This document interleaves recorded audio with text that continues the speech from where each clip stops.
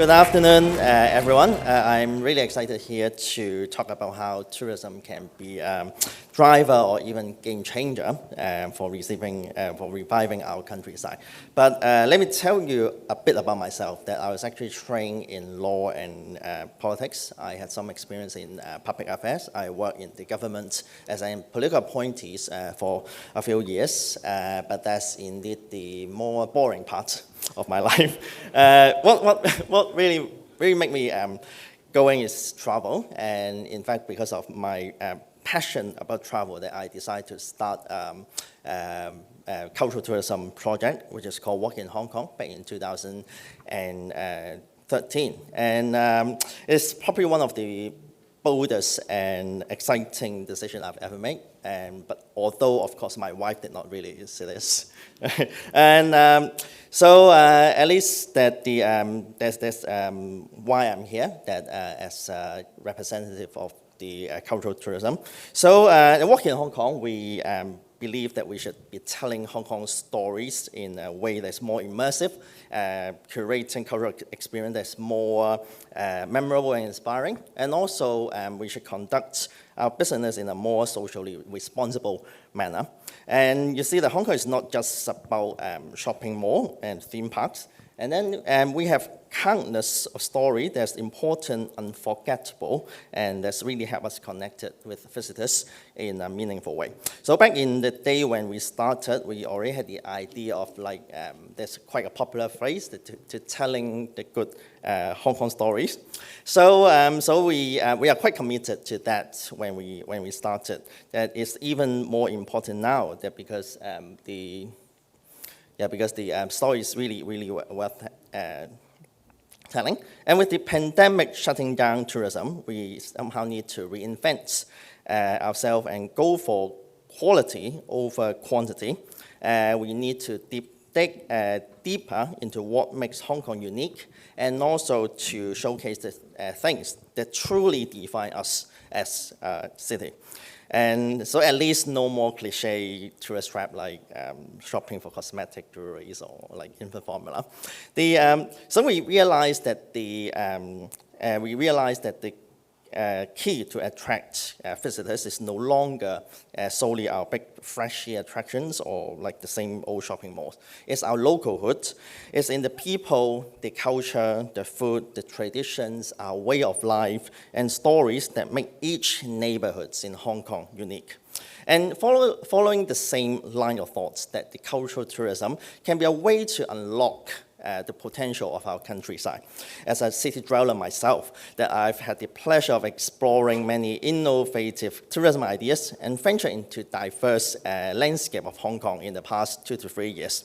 I've had the chance to explore our countryside like a traveler on my home soil, make friends with locals, both human and even animals.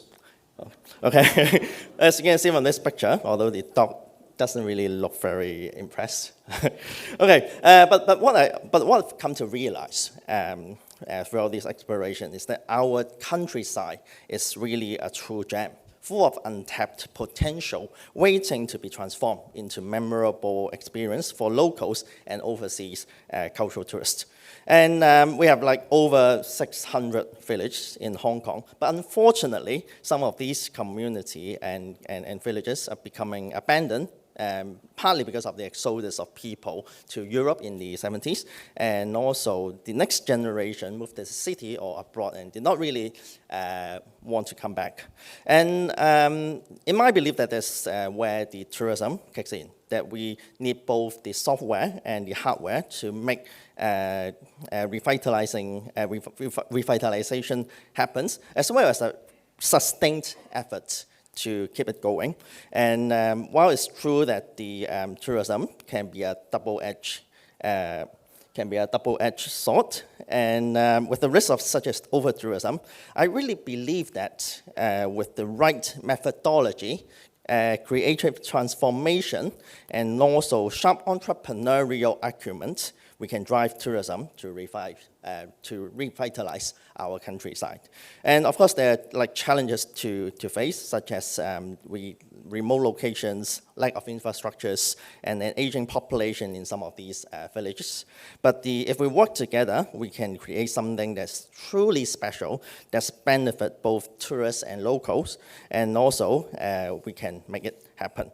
And therefore, I think that it's now that in the crossroad, we need to make a choice. Okay, what kind of tourism that we want to curate and put in place for our countryside. And I think it's very crucial that we adopt a form of tourism that will leverage local resources, establish mutually beneficial relationships with local communities, and meet the needs and interests of the visitors over a long time horizon. Rather than focusing solely on visitors' numbers, we must identify an appropriate target customers who possess qualities such as patience, a curiosity for culture, and a willingness to invest time in understanding a destination and engaging with its people. So this approach, which is commonly referred as a cultural and sustainable tourism, that I think that's much in need for our countryside. And to accomplish this, we need quite many attributes. The first thing is we must first obtain a very comprehensive understanding and deep respect for the local culture, heritage, way of life, and natural environment. We need to become intimately familiar with the people, with culture, ecology, landscape, sceneries, and the local product and produce. And we must also be mindful of the impact of tourism that the tourism can have on local communities and the environment, ensuring that it enhances their quality of life rather than undermining it. And tourism should benefit locals and enrich their life, but not distracted from them. Fresh ideas and innovative approaches are required to showcase the charm and beauty of a destination. It is necessary to explore various possibilities while embracing the spirit of co-creation and cooperation and collaboration with the locals.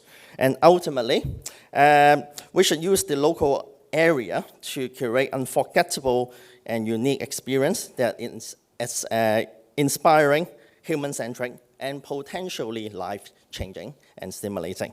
So that's the principle, and actually successful example abound in the world. And let me share some of you. So this is one of the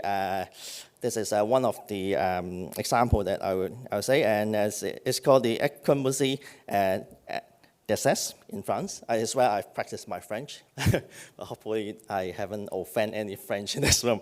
Okay, so the Ecomusée d'Assas is the largest living open-air museum in France, and showcasing an Alsatian village from the early 20th century.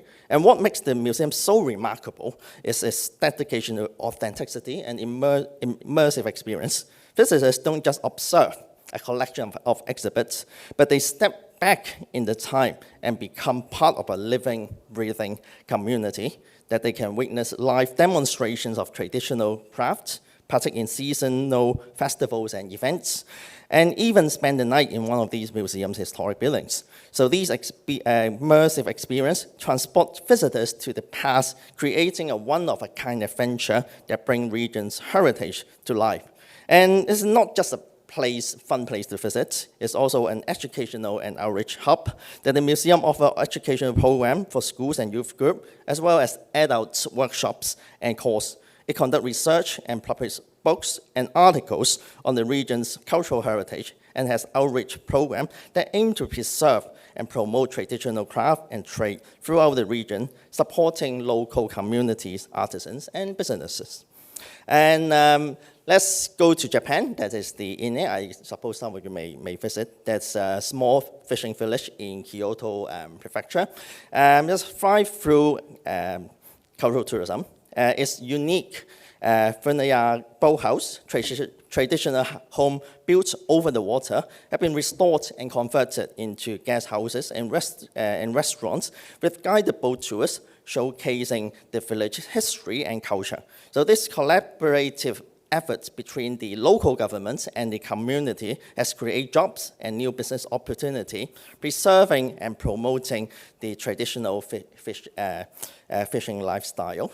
So, and put us even closer to Taiwan. So there's the scenic, there's a very scenic picture from the Taichung Shishan Township. So nestled in the foothill of the central mountain range, Shishan Township is surrounded by the lush, fertile paddy farmlands. The region is taking great care to preserve its rich traditional culture, including indigenous traditions, and boasts unique local cuisine that's sure to arouse the interest of the visitors. The local governments, residents, and many kind-hearted organizations have demonstrated remarkable dedication to promoting cultural tourism in the area. So they have developed an array of cultural and recreational activities, such as the Rice Harvest Festival, cycling tours, and many traditional music performances.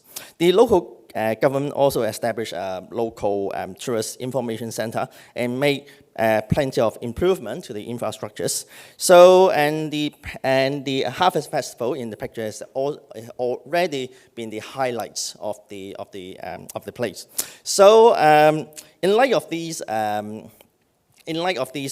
numerous foreign examples presented, it's quite natural to wonder whether these innovative ideas can be applied to Hong Kong. It's important to acknowledge that we have much to learn and improve upon, but I think we should also we should not really dampen our spirits or prevent us from exploring our own unique possibilities. With a humble yet optimistic attitude, we can develop and implement many exciting ideas based on our current resources and capabilities. And therefore, here, I would like to share an idea of work in Hong Kong that's to combine movie, popular culture, and the countryside. So we did something quite unconventional, which is for a cultural tourism entity, that's to take part in this movie, which is called Far, Far Away. So anyone of you ever watched this movie? Okay, oh. Thanks for support. Okay, so it's a movie that talks about a shy IT guy who unexpectedly and mysteriously entered into 5 romance with 5 ladies living in far away places in Hong Kong. The immediate benefits of the movie would be a chance for our participation would be for me to take up a small cameo role in the movie. So I played the role of a restaurant manager in the film, and I got 2 lines of dialogue, which are flawlessly delivered. Okay, so the movie, one of the key filming locations of the movie, as some of you know, would be is the Mui Shi Lam village, where one of the leading ladies in the movie, was the in-house village artist. So the character was actually inspired by the Yip Hiu-man, which Ada just mentioned. So we are really delighted to see that the movie was used as a means of highlighting the beauty, the charm of our countryside by capturing the charm, the scenic landscapes, and also it managed to inspire newfound fascination and curiosity among general audience on our countryside. So that's the power of cinema and mass media, and that may be a valuable lesson for marketing people, that if you want to promote a place, maybe we can just put aside those fancy brochure, expensive ads, and also KOL. Just make a good movie about it. Yeah. So as part of the promotional efforts, we have somehow capitalized on this unique opportunity to organize excursion to the various filming locations featured in the movie located throughout Hong Kong. So the tours, I led most of them, and they are pretty good itineraries, and the experience is really, really fun. And Yeah, and taking the advantage of the availability of Hakka House for overnight accommodation, we have somehow organized an unconventional staycation experience, offering guests the chance to stay in the quiet village of Lai Chi Wo. And this offering has proved to be exceedingly popular, with the booking fill up rapidly within just a few days. Yes, so that's the group photo taken in Wuxi. And in order to put the experience even to another level, and also as a part of our effort to promote cultural tourism, we somehow undertook another initiative together with the staycation to honor the local history of the and that is we are somehow inspired actually by a story collected by Rural Commons, in the past, films and projectors were actually carried by the district level officer to organize community screening in these remote villages such as Muizilam and Lai Chi Wo. So in line with this history of community screening, together with this excursion, with the help of many partners who is actually present here, we organized a special event that is to screen the movie Far Far Away in Lai Chi Wo. This allows the villagers to enjoy an evening of movie screening and appreciate how their village's beauty was portrayed in the film. It was actually a very touching night, and I was really struck by the unique atmosphere of an outdoor screening in Lai Chi Wo. I particularly remember that somehow the moonlight illuminate the sky. Villagers gathered in front of the eastern gate, and the air was filled with laughter as the dogs and the kids ran around. And when the footage of the village was shown in the movie, the audience laughed. And when the villagers were featured in the movie, they greeted with a round of applause. I remember vividly these heartwarming scene. And also this experience provide me and my team a new perspective on the potential for cultural tourism in the countryside, and demonstrate that by collaborating with local communities, we can unlock many possibilities similar to this for promoting the countryside. So, okay, so and as we look towards the future, I think it's very crucial to consider the development of cultural tourism, and it's the right time, especially when this Yan Chao Tong eco-recreational tourism cycle was somehow already featured and in the plan in our Northern Metropolis plan.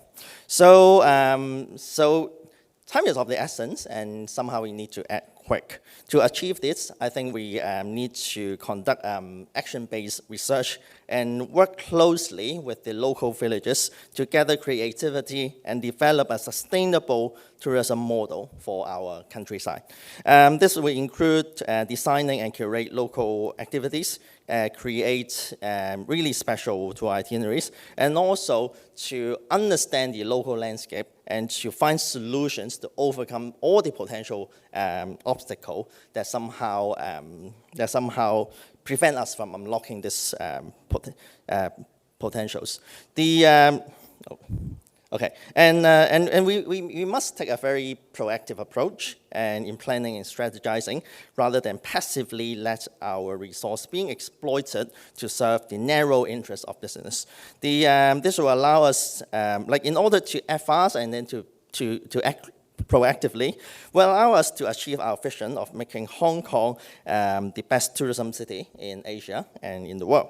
So we must act fast to avoid falling behind and missing out on these potential opportunities. So I would like to conclude my presentation by the words of the famous Japanese social designer Yamasaki Ryo, that when he made the quote, he talked about an island. So he said, instead of attracting 1 million people to visit your island once, let's make 10,000 people aspire to visit your island 100 times. So it's a very big leap, actually, to somehow curate your place and then turn it into a very attractive destination, and also use your own culture and your own localhood to attract visitors. But I think our countryside is an indispensable part for this vision, and definitely we should and we can work together to unlock its full potential. So thank you very much for the time. Interesting. Thank you so much, Mr. Chan.